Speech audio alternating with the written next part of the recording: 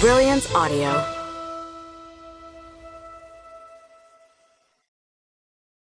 Murder at Teal's Pond, Hazel Drew and the Mystery That Inspired Twin Peaks, by David Bushman and Mark T. Givens.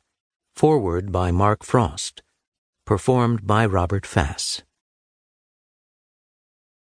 Dusk descends on the mountains of Taborton, though inside the woods it is already darkening.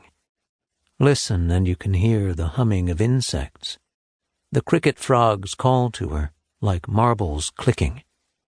The night is frightfully hot and still, though she shivers as an invisible gust of heat brushes past her, bending the patchy grass on the roadside as it sputters along and dies. Watch out for water snakes, she remembers. She has seen them here before. Scaly, greenish-brown serpents with round heads, button-like eyes, and slender, banded bodies, 3 or 4 feet long when fully stretched. Am I doing the right thing? A voice in the back of her head tugs, but she manages to quash it. The morning before last, she had woken up in the same bed as she had almost every morning for the past 5 months, rising to the same melodies of chirping birds and the same view of the handsome homes across Whitman Court in fashionable East Troy. Now, all that seems a distant memory. My peace I give unto you, not as the world giveth, give I unto you. Let not your heart be troubled, neither let it be afraid. It was a favorite verse of hers from Sunday school.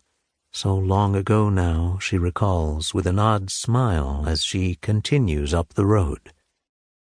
She had left her parents as a teenager, and over the past 5 years lived with and worked for 3 different families.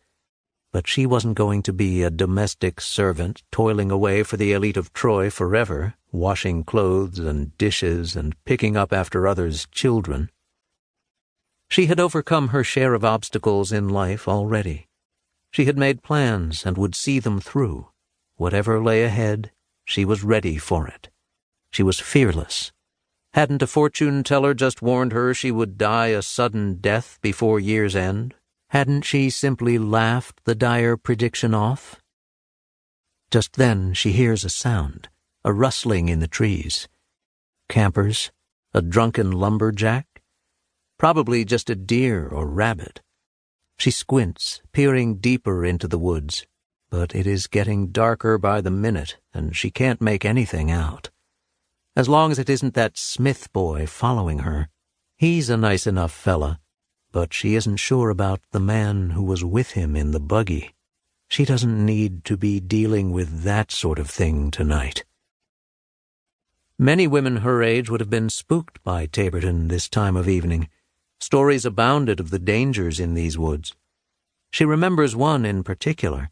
On a cold winter night some 50 years ago, a farmer had killed his hired hand and dumped the body in that pond behind the field, where it lay hidden by dead leaves and rubbish.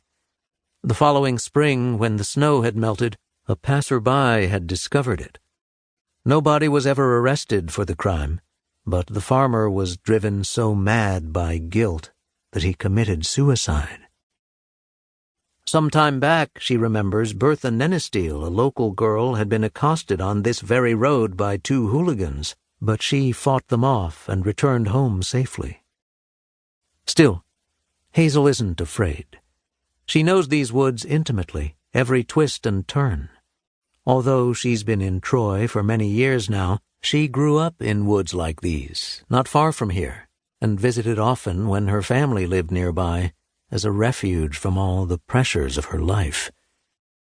The air smells of damp grass and rich dirt, and she inhales slowly, savoring it. What does it remind her of? Home.